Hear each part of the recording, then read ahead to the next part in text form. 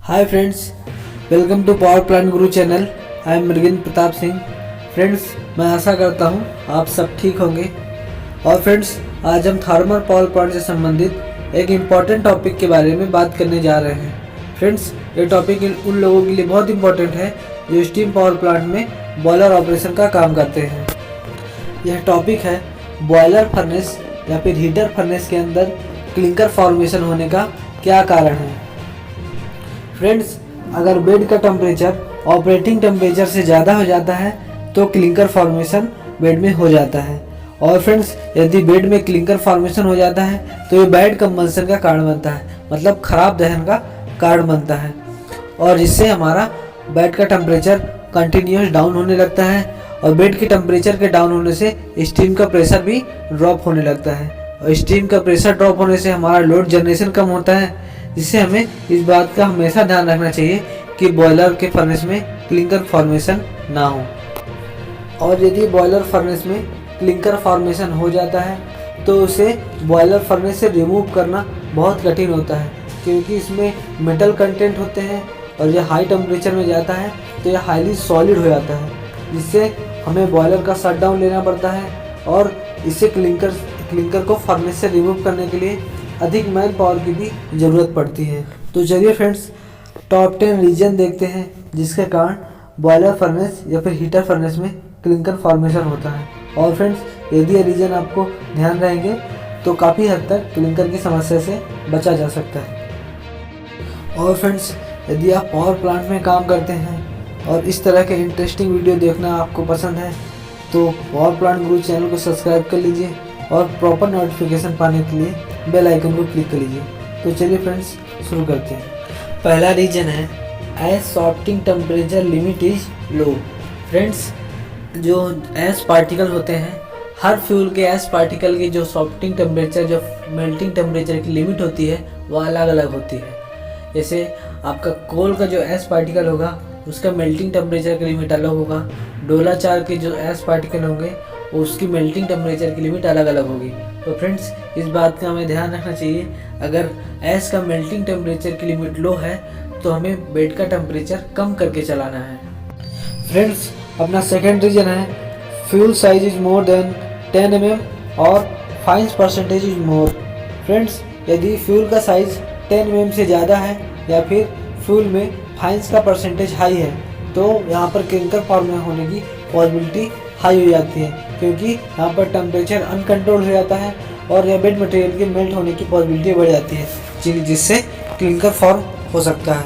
अपना third reason है fuel feeding rate is higher than the required rate. Friends, यदि fuel feeding requirement के according ज़्यादा हो जाएगी तब भी क्लिंकर फॉर्म होने की पॉसिबिलिटी बढ़ जाती है। तो फ्रेंड्स, हमें बेड के ऑपरेटिंग टेम्परेचर को देखते हुए फ्यूल फीडिंग को मेंटेन करना होता है। अपना फोर्थ रीजन है air quantity is not sufficient to cool the bed to control bed temperature. तो फ्रेंड्स, यहाँ पर बेड के टेम्परेचर को कंट्रोल करने के लिए सफिशिएंट एयर क्वांटिटी या फिर एयर फ्लो को मेंटेन करके रखना होता है, जिससे हमारा बेड का टेम्परेचर प्रॉपर मेंटेन रहे और बेड के टेम्परेचर हाई ना हो। यदि बेड का टेम्परेचर हाई हो जाएगा तो यहाँ पर क्लिंकर फॉर्म होने की पॉसिबिलिटी बढ़ जाएगी। तो यहाँ पर हमें एयर की क्वांटिटी को मेंटेन करके रखना होता है। अपना नेक्स्ट रीजन देखते हैं, जब बॉयलर फर्नेस या फर्नेस भट्टी में फ्यूल फीडिंग किया जाता है और फ्यूल बेड में प्रॉपर मिक्स नहीं हो पाता है तब फर्नेस में फ्यूल का कंजप्शन बढ़ जाता है, मतलब फर्नेस में फ्यूल का रिक्वायरमेंट बढ़ जाता है। और जिस भाग में फ्यूल प्रॉपर मिक्स नहीं हो पा रहा है वहाँ पर या फिर प्रॉपर फ्लूइडाइज नहीं हो पा रहा है वहाँ पर बेड का टेम्परेचर सॉफ्टिंग टेम्परेचर से अधिक हो जाता है, जिससे बेड में क्लिंकर क्रिएट होने की पॉसिबिलिटी बढ़ जाती है। तो फ्रेंड्स, बॉयलर फर्नेस या फर्नेस भट्टी को ऑपरेट करते समय हमें इस बात का ध्यान रखना चाहिए कि बेड में फ्यूल प्रॉपर मिक्स हो पा रहा है कि नहीं। यदि फ्यूल प्रॉपर मिक्स नहीं हो पाएगा तो वहाँ पर क्लिंकर क्रिएट होने की पॉसिबिलिटी बढ़ जाती है। नेक्स्ट रीजन है air nozzle is a part of bed is closed. Friends, जो एयर नोजल जो बेड का ही एक पार्ट होते हैं जिसमें छोटे छोटे छिद्र होते हैं। फ्रेंड्स, अगर वह छिद्र बंद हो जाएंगे, क्लोज हो जाएंगे तो इसके कारण भी फर्नेस में क्लिंकर क्रिएट होने की पॉसिबिलिटी बढ़ जाती है, क्योंकि वहाँ पर एयर फ्लो नहीं हो पाएगा और एयर फ्लो नहीं होने से वहाँ का बेड फ्लूइडाइज नहीं होगा, जिससे वहाँ का टेम्परेचर राइज हो जाएगा और टेम्परेचर राइज होते होते वह सॉफ्टिंग टेम्परेचर तक पहुँच जाएगा, जिससे वहाँ का बेड मेल्ट होने लगेगा और क्लिंकर क्रिएट होने लगेगा। तो फ्रेंड्स, हमें इस बात का ध्यान रखना चाहिए कि बॉयलर लाइट अप से पहले वहाँ सब एयर नोजल हमें क्लीन करवा लेने चाहिए। फ्रेंड्स, कभी कभी क्या होता है कि फर्नेस में जो बेड टेम्परेचर कंट्रोल सेंसर लगे हुए होते हैं वह प्रॉपर वर्क नहीं करते हैं, जैसे वह रॉन्ग पोजीशन में लगे हुए होते हैं या फिर उनका इंसुलेशन डैमेज हो जाता है या फिर उनके सेट पॉइंट से कोई छेड़छाड़ कर दी जाती है और अदर किसी भी कारण से bed temperature control sensor proper काम नहीं करता है, जिससे हमें बेड का प्रॉपर इंफॉर्मेशन करंट पोजीशन पता नहीं चल पाती है, जिससे बेड में या फिर टेम्परेचर हाई हो जाएगा तो हमें पता नहीं चल पाएगा या फिर टेम्परेचर लो हो जाएगा, बॉयलर बुझ जाएगा, तब भी हमें पता नहीं चल पाता है। तो फ्रेंड्स, ये भी एक कारण है बॉयलर में क्लिंकर फॉर्म होने का।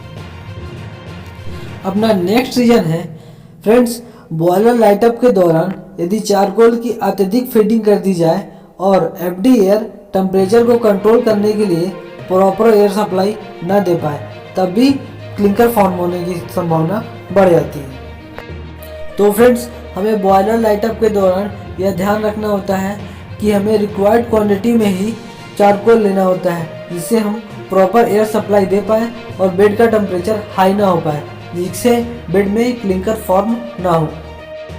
और फ्रेंड्स, यदि आप बॉयलर लाइटअप सीखना चाहते हैं तो मैंने सक्सेसफुली बॉयलर लाइटअप का एक वीडियो बनाकर अपलोड कर दिया है और जिसका लिंक डिस्क्रिप्शन में है, आप उसे देखकर बॉयलर लाइटअप सीख सकते हैं।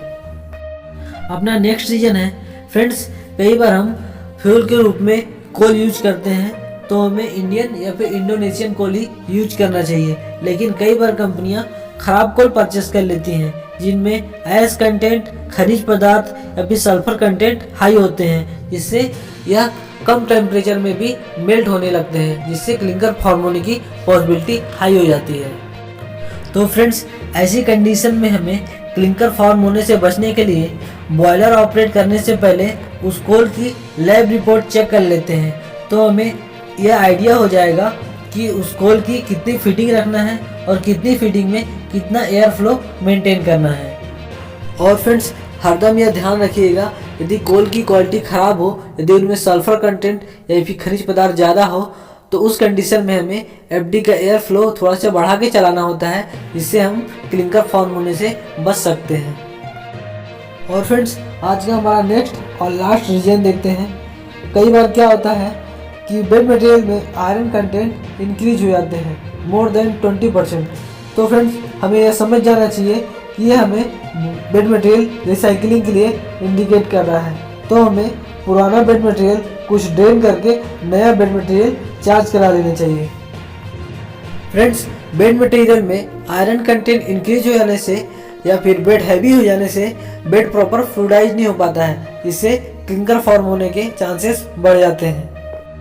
और फ्रेंड्स, यदि आपको बेड मटेरियल के बारे में डिटेल में जानना है या फिर बेड मटेरियल से रिलेटेड कोई आपका डाउट हो, तो मैंने बेड मटेरियल से रिलेटेड एक वीडियो बना के अपलोड कर दिया है, जिसमें बेड मटेरियल के बारे में डिटेल में हमने बात की है। तो फ्रेंड्स, आप उसे जाके देख सकते हैं और अपना डाउट क्लियर कर सकते हैं, लिंक डिस्क्रिप्शन में है। और फ्रेंड्स, हमें बॉयलर लाइटअप के समय, बॉयलर स्टार्टअप के समय यह ध्यान रखना चाहिए कि जब बॉयलर में बेड का टेम्परेचर 65 डिग्री के क्रॉस पहुंच जाए या फिर जब बॉयलर में ब्लू फ्लेम दिखने लगे, उस कंडीशन में हमें फ्यूल फीडिंग देनी होती है और उस समय मैक्सिमम कार्बन कंटेंट बर्न हो चुके होते हैं और फ्यूल फीडिंग का रिक्वायरमेंट होता है। उस समय पे हम फ्यूल फीडिंग करेंगे तो बॉयलर सक्सेसफुली लाइटअप हो जाएगा और लाइटअप के दौरान बॉयलर में क्लिंकर फॉर्मेशन नहीं होगा। तो फ्रेंड्स, क्लिंकर फॉर्मेशन होने के मेजर केसेस में यह समरी निकल के आई है कि ओवर फीडिंग की वजह से ही क्लिंकर फॉर्मेशन होते हैं, क्योंकि ओवर फीडिंग होने की वजह से बेड मटेरियल का टेम्परेचर हाई हो जाता है या फिर कोल का जो ऐश का टेम्परेचर है वह फ्यूजन टेम्परेचर तक पहुंच जाता है और वह क्लिंकर बाइंडिंग करने लगता है। तो फ्रेंड्स बॉयलर ऑपरेटर को बॉयलर ऑपरेट करते समय यह सिंसियरली देखते रहना चाहिए या ऑब्जर्व करते रहना चाहिए कि बॉयलर का बेड टेम्परेचर लिमिट से हाई न जाए, जिससे बॉयलर में क्लिंकर फॉर्मेशन होने से बचा जा सकता है। तो फ्रेंड्स मैं आशा करता हूँ कि यह वीडियो आपको अच्छा लगा होगा। और फ्रेंड्स यदि वीडियो आपको अच्छा लगा हो तो वीडियो को लाइक करिए, शेयर करिए। और फ्रेंड्स यदि क्लिंकर बाइंडिंग से रिलेटेड आपके पास कोई और सुझाव हो तो कमेंट करके जरूर बताइएगा। और फ्रेंड्स यदि इस तरह के इंटरेस्टिंग वीडियो देखना आपको पसंद हो तो हमारे ग्रुप के मेंबर बनने के लिए चैनल को सब्सक्राइब कर लीजिए और प्रॉपर नोटिफिकेशन पाने के लिए बेल आइकन को क्लिक कर लीजिए। तो friends thank you for watching. मिलते हैं अपने नेक्स्ट वीडियो में।